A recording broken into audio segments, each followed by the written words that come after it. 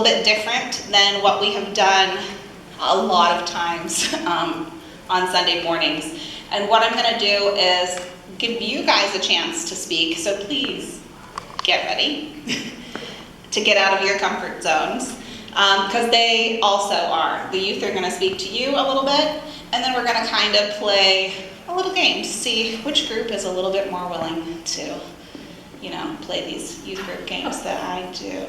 Yes. I'm sorry, I don't know you. I'm sort of new coming here, and I don't know. Sorry, well, welcome. My name is Aliyah Kennedy. I am the Faith Formation Director and Youth Director. So today, we're bringing together our youth classes because we've been going through confirmation.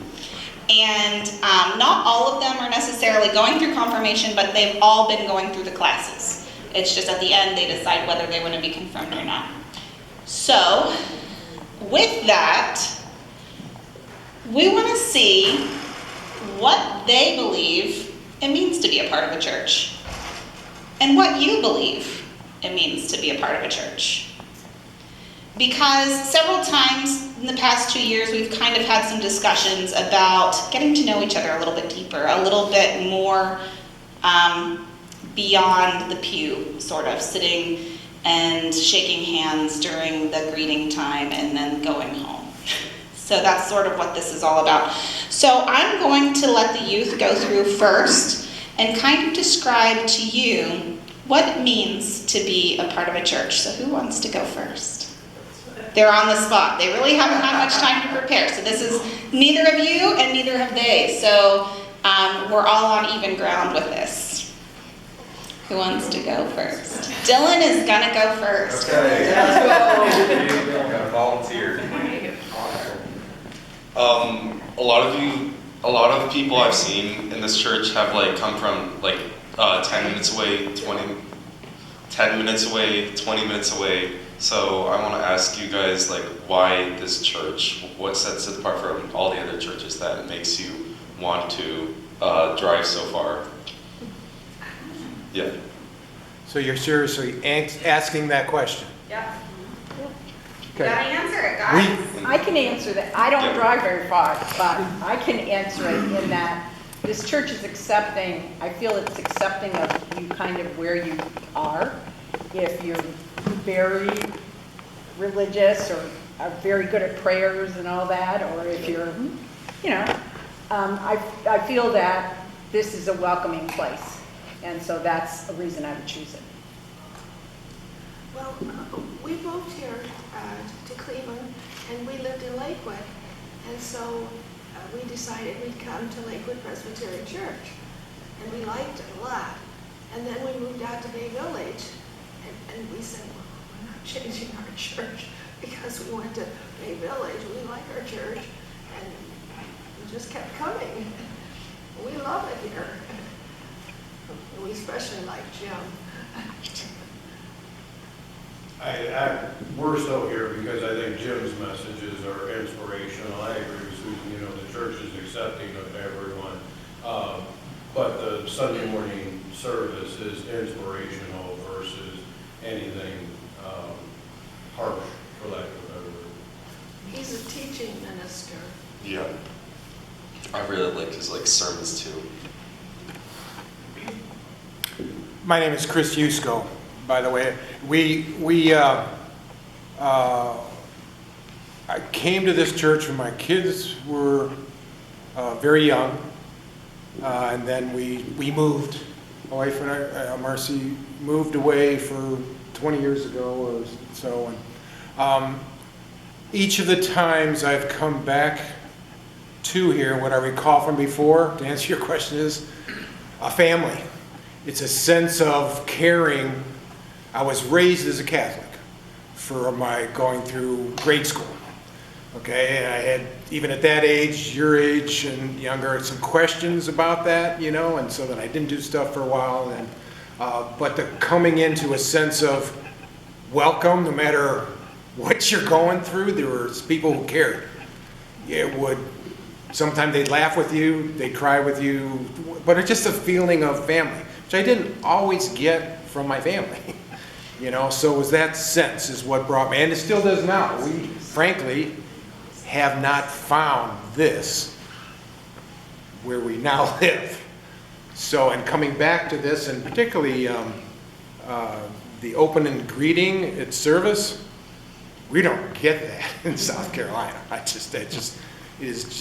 experienced it as of yet. Maybe it's there, but we haven't got it. But the welcoming of whoever you are and whatever stage you are in your life, your age, my age, and whatever you're going through, that is the thing that brings me here. This is like the first major church that I've like seriously gone to, besides like went and Ashtabula a couple times, and I also really like the welcoming and like the family. I don't know if you can find them anywhere else since it's my first. So, did you raise your hand? The welcoming brought me in many years ago. I decided to come because it was an 8 a.m. service, which I needed at that time. But it's the music that keeps me here. Music has always been the way I connect to God most directly, and the music is awesome. Anybody else? Oh. This church is my extended family. My wife and I have been members since the mid-60s. We were married in this church, and unfortunately we lost a daughter at age 10. And she was active even when she was little. And we had a wonderful memorial service here. It just couldn't have been better. And of course we've seen a lot of ministers come and go. And fortunately all of them have been good. And the membership, our friends, like I say, you guys are our extended family. And we very much, we've been very active in the church. I've chaired the property committee for a number of years. I've had other duties besides that. My wife also has been very active on various committees, and I just can't say, and I was fortunately on the search committee for Jim when we hired him. And I'll tell you, I think we did a good job, don't you?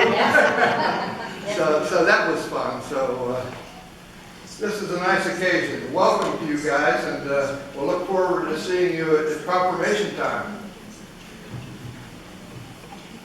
We should let someone else ask the question.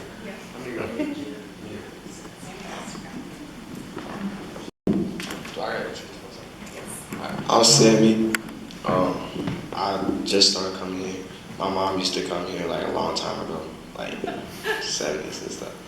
Born in 79. So my question is, how has your faith helped you through difficult times in life? Can you say that again? How has your faith helped you in difficult times during life?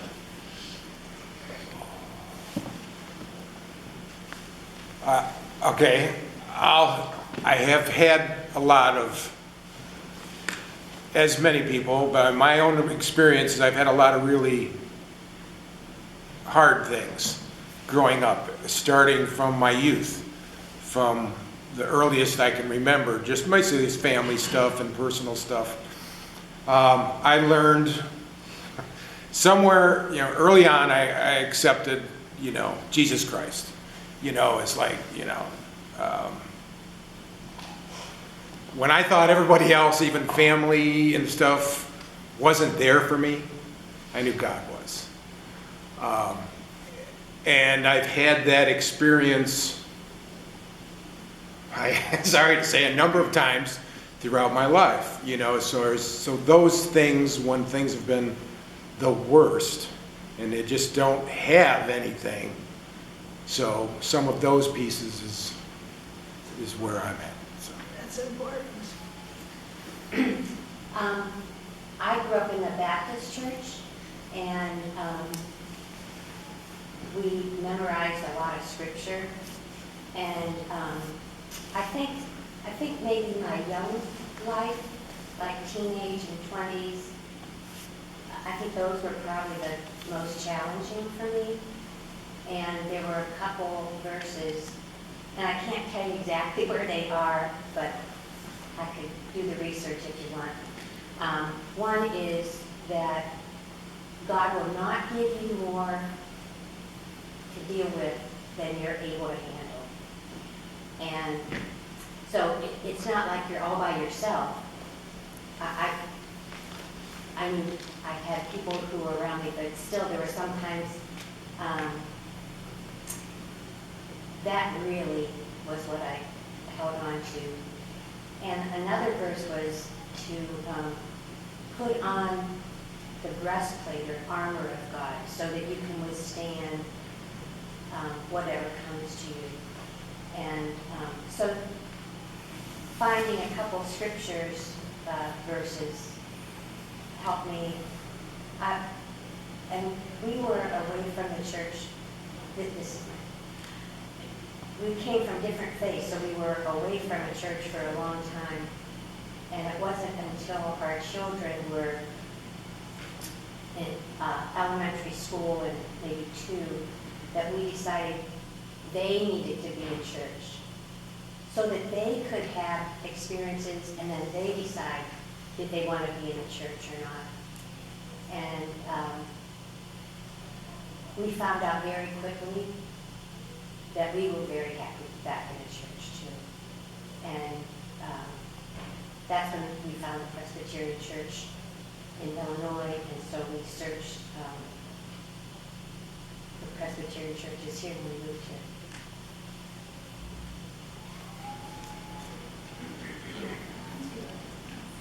Y'all want to know? Y'all.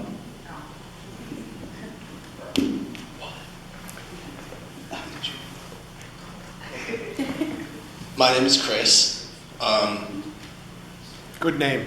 Yeah, thank you. Yeah, or my full name is Christopher. Better. My last name is Moyer.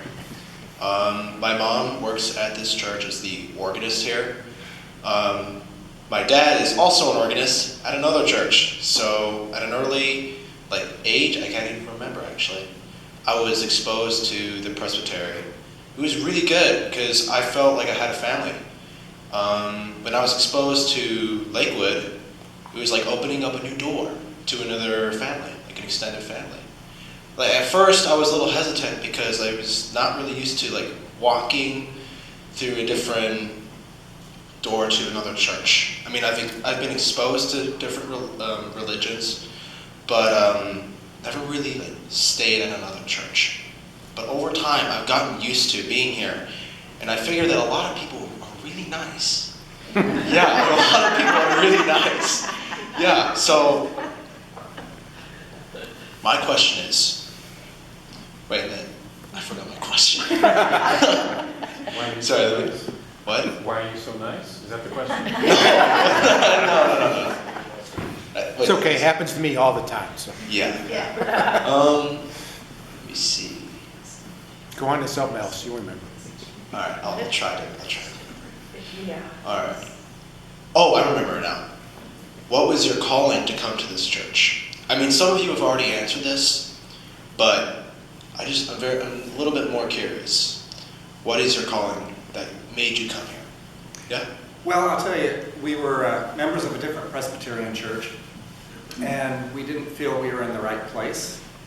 And I think that was the leading of the Holy Spirit. And we knew some members here at the time, and so we started visiting here as well as other churches. And a couple things. One, I think the Spirit led us here. This was kind of the right place. But also, at the time, our son, who's going to turn 30 this year, was in 6th grade at the time, and he knew some folks here as well. And this was really the right place for him, he said. And so that definitely influenced our decision to transfer our membership to this congregation. Awesome. Listen to your son. Yeah? Listen to your son. For mine, I want to say it really was a call, and of the Holy Spirit too, kind of how you said. When we moved to Cleveland, it took us a long time to even decide to go to church again. I grew up with my parents as ministers at different points and have been jaded in certain ways by certain churches, either being too critical of them or vice versa. And every time we went past this church, I knew that this was the church that we were supposed to go to. And when we decided that we were going to go back when we had kids, we did talk about it a little bit because Sean grew up Methodist a little bit, and there was another Presbyterian church, and every time I said, no, this is the one that we're going to. If we go back, this is the one we're supposed to be, and I don't know why, but it is the one we're supposed to be at. And we came and we stayed, so. Yeah, it's a good place. Yeah. Being completely honest, I met the minister here at an off-site gathering, and he did a discussion at the time, and we were a bunch of young mothers with young children. And he said to us, some Sundays, stay home in bed. Wow. That brought me here. Sunday's a day of rest. Sunday's a day of rest. All right. Anybody else? All right. I actually do have another question.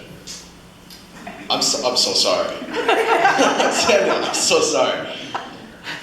Oh man, I forgot the question. What is it with me and forgetting questions? Okay, yeah, I'll ask it later. I'm gonna think about it. All right. Abby, here you go.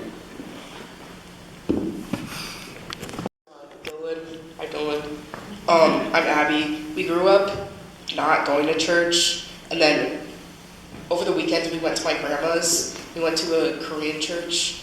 They spoke in all Korean, so I didn't understand a thing. And I thought church is so boring. But then I came here, was it 2023? Yes. Because my mom wanted to take us on the retreat, the summer trip. And then I just kind of settled here. And my question is, what's your favorite part of service? I like the music. I mean, that's, as someone else mentioned as well, there are many ways to worship and appreciate God, I feel. You know, there's the word, there's so many, the stories, you know, he tells the gospels and he gives the stories. There are many facets to it, you know, sometimes it's this piece, that piece, and it means music in itself. Sometimes just, I close my eyes, I listen, it makes me well up. It's like, it's adoring God, you know, and stuff, or participating in singing in it. So wherever I go, that's a key for me, is to be able to, I don't sing well, I'm really bad, okay, but to, and here, the other aspect is, doesn't matter that I don't sing bad, I can still yell it out, so. Right. So anyway, that's mine, is the music. Can I tell you something about why it doesn't, it's good that you can, each person can feel that they can sing. We had an organist, Peg Limkeman. Oh, yeah. And she understood about sound. And one of the things that she did as a part of her experience here was somehow, with what is on the walls, takes its sound, absorbs it, so that you can be standing in your place singing, and no one else can hear you. My husband used to, because he was told as a child, don't sing, just mouth. And when I sing, I know I'm singing and I can hear me, but the person being next to me cannot hear me sing. And so that has opened up so many people to sing, because the person next to you is not hearing you. It's something about the acoustic. She is very good at this. Oh, yeah, she had many, Yeah. many gifts. That's one reason why. And there have been people who have visited here as organists, just for filling in at different times, and they say this church is a church that really sings. And it's Good. because you can sing, and you know that your singing isn't bothering someone next to you. Isn't that amazing? Mm-hmm. I like the prayers of the people, and I wish more people would be liturgists, because one of the things about being a liturgist is you get to pray your own prayer. And I just think every time somebody gets up to say what their prayer, it gives you a little bit different perspective on things that read prayers are one thing, but something that comes from someone's heart is another. And so that's a little thing that is, I really like, and I wish a lot of people would be liturgists and do that.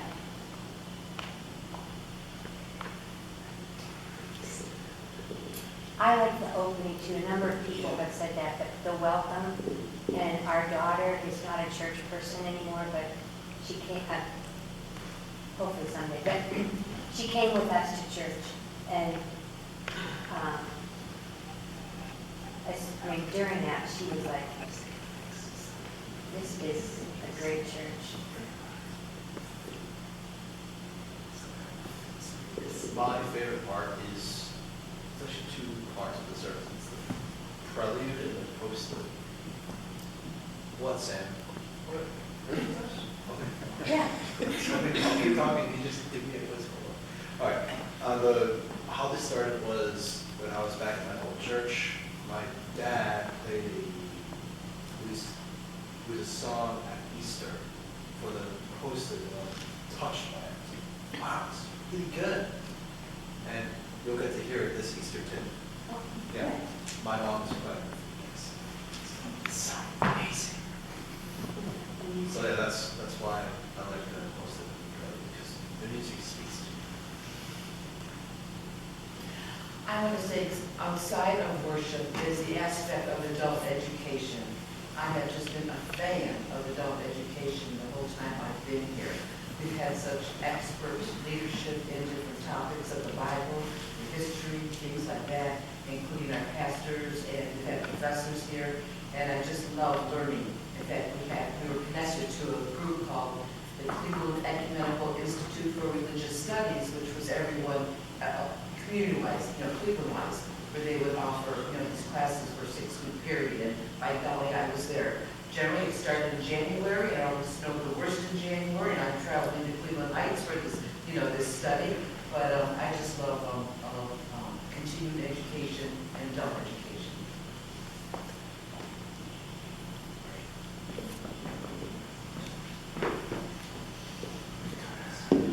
Hi, I'm Sam. I'm this bum's brother, so you already know my whole backstory. Just like delay it by 2 years is the same thing. But I have 2 questions. My first question is, how has this church, not the interconnected Presbyterian, but this church specifically, helped you and enhanced your spiritual journey in getting closer to God and Jesus Christ? One at a time you're going to do. Early on, part of this church, it allowed me an opportunity, something I never envisioned doing, but actually I got involved with the youth groups. I love just to see, a youth grow and learn, and the newness, and, you got hard stuff,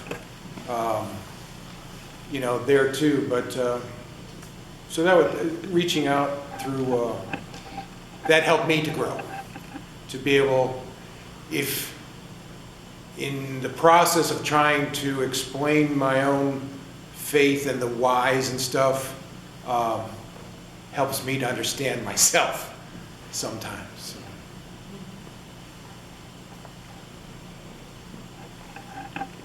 My second question is, what lessons have you learned from this church that you think will stay with you for the rest of your life?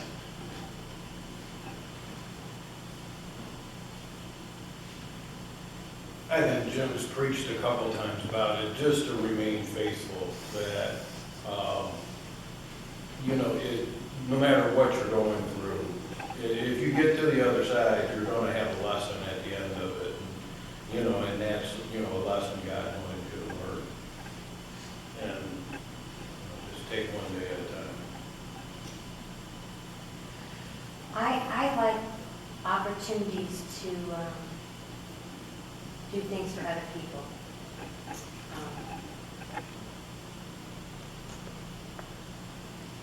It's humbling.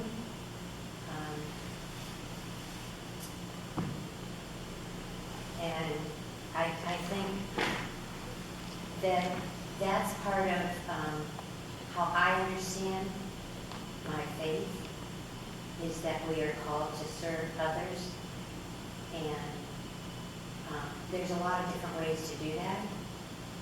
Sometimes it's providing a meal, sometimes it's providing a listening ear. You know, there are many ways to do that, and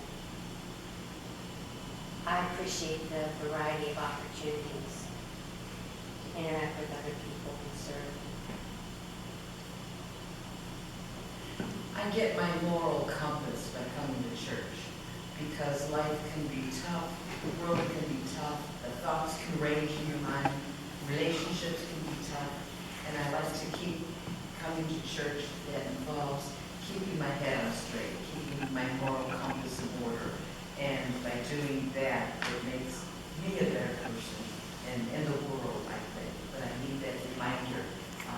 If I miss church during the week, I'll go, should have gone to church this, Sunday, you're a little off sync again. But yeah, I go to church to be my moral compass. I thought this church has always been, from 40 years ago, when I first started coming, it welcomed anybody and everybody. And as I have grown and aged, I have learned not all are like that, just like in people. Some have issues, but this church, those that were already here when I first started coming, and I didn't even know, they were of a different, and it was just included. They just embraced, basically what he says at the opening of the service now, has been to me what I've always seen here. And that's great. That's neat. I love that. So that's what. For me, I think that this church specifically has really taught me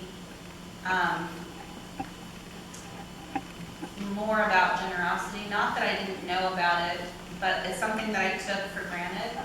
But I see the congregation really putting that into practice, with how much is given and how much service is done. I think too, in difficult times, just watching how people banded together during COVID, for example, or how people have supported each other when there's been losses and grief. Like, you all have been there very much for me in hard times, and I've been inspired by you as well. So I think more directly to this church specifically, if once you start to get into those connections and see what everybody does and be a part of what everybody does, it can be life-changing.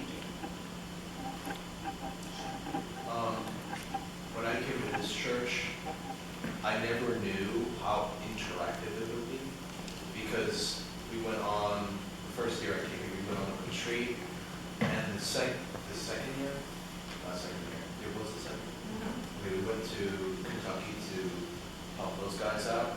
Really good. And also, walk-ins, I've never experienced those before. They're fun. We also do stuff remember those really good lunches? Last time I wasn't able to go to the walk-in, but I tried their food. Awesome.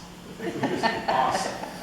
That's something that I would never get from anywhere else, and that's why I feel this is a really good church. I will stay here. And second, I'm not a bum. I'm not a bum. The main reason why I picked those two questions is they kind of go hand in hand with the lessons that you learn from this church, also help enhance that spiritual journey you feel. This church has taught me hospitality, I think. It's kind of all the same thing that we've been all saying, but it reminds me of the Greek word xenia, which is their version of hospitality. It means to be nice and open to everyone because you don't know really who they are in their situation. And I think that's kind of been a model for me, and it's really grown as I've come to this congregation. It's good. It's what Christ would have done. Thank you. Anyone else? Oh, I'm sorry.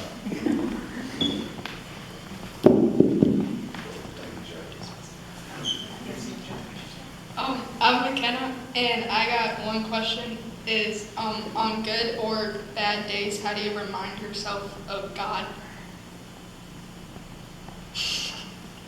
If no one minds, I'll go. And I think on good days, as I've become older, I'm more comfortable with silence. And so many times I will, while I'm driving to work, and the kids will attest to this, they'll get in the car and the radio's not on, I will just actually look as I'm driving and watch a squirrel cross the road and hope that he's not suicidal on that day or anything. But I will reflect just how everything works together.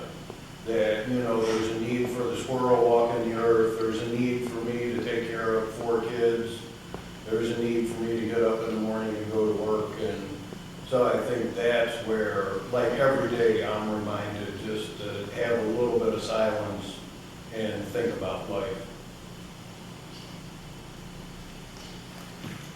Growing up, we would say our prayers at night. Now I lay me down to sleep. But then I think when I kind of got away from that, I'd just be tired from my reading. I didn't keep with that practice.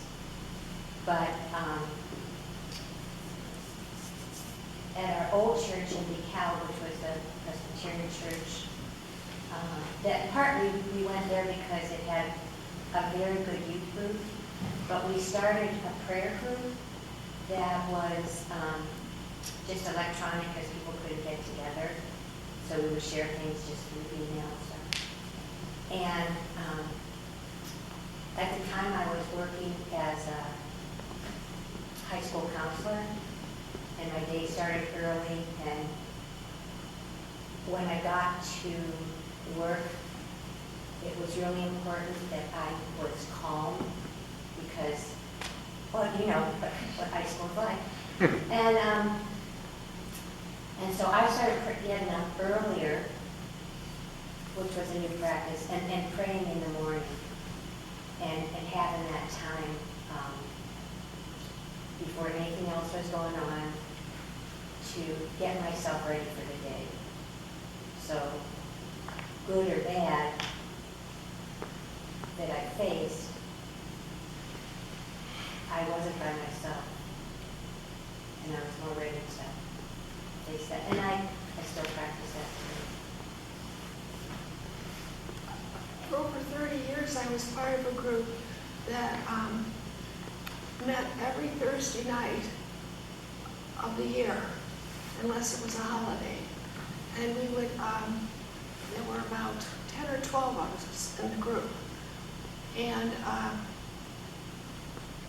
it was a chance for, we prayed and studied. We had studies. There was always a purpose for our gathering, that was first. But then there was also a time to share. And different ones of us at different times were going through difficult times. And so all that was shared in the group, and you were absolutely not to spread anything that was said within that group to anybody else. It was all private. And we met for over 30 years. Wow. And I'll tell you, in my own personal life, I had difficult in-laws, and that group saved my life.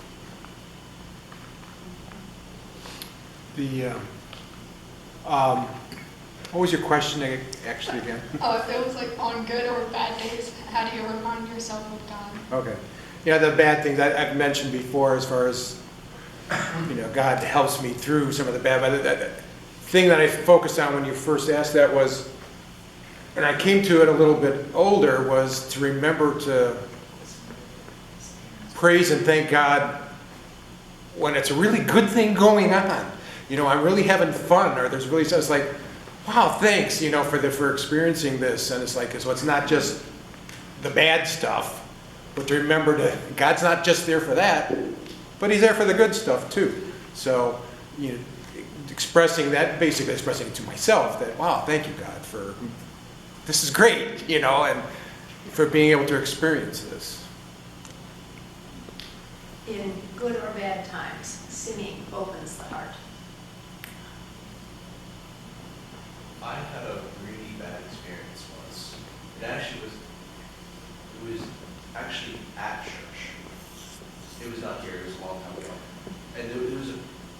preacher that I knew, and she was very special to me and our family, and she passed away. And Sam remembers this. And I remember sitting in San Antonio, actually. It was a while ago, and all of us were talking about it. We wouldn't be shaken. We were really, really, really young that time. Yeah. We were talking about it, and I began to, like, admit this. I began to tear up because it was making me so emotional because she was such a great preacher. And then a week later, I went to church. Everyone was in the same boat. Everyone was really sad. But the one thing, the reason why I'm telling you this is that on that day, everyone was there for each other. And that's why earlier when we were talking about how the church is like an extended family, that's why it's so important to keep that extended family. That's why. That's what I think. 18, I thought, wow, no more problems. Well, I learned otherwise. I also learned that you can't control everything. There's almost no control except maybe yourself and your attitude. And so when we're talking about good and bad experiences, I try to zone in onto gratitude. You know, there's so much to be grateful for without wanting, or whining or being sad, unhappy. But to zone into gratitude because there's so much to be grateful about in this world. Music definitely brings me back to God a lot. Because whenever I walk into rehearsal for like this, see this week, that's not plugging. If I'm having a bad day, like I had chemistry last period, which puts me in a bad mood. When I walk in there, everything just goes away. Like it's so fun, and in this musical specifically, we're like singing about God, and it just brings me back to like gratitude and how I'm thankful for everything, and I'm thankful for this like amazing music program. Or like when I step into choir rehearsal, I'm so happy that I get to be a part of it.